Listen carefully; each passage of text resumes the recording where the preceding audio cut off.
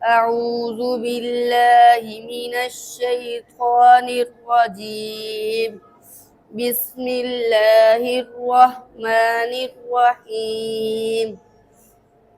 يا أيها النبي قل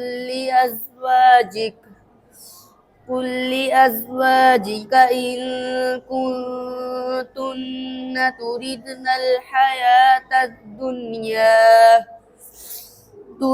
الحياة الدنيا وزينتها فتعالين أمتعكن وأسرحكن سراحا جميلا.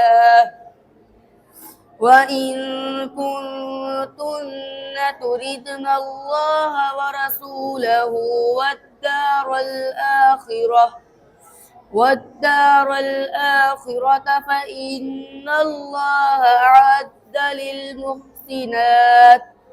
أعد للمحسنات منكن أجرا عظيما.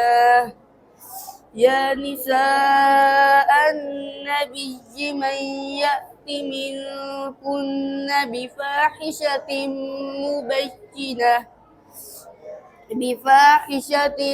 مبينة يضاعف لها العذاب ضعفين وكان ذلك على الله يسيرا. صدق الله العظيم.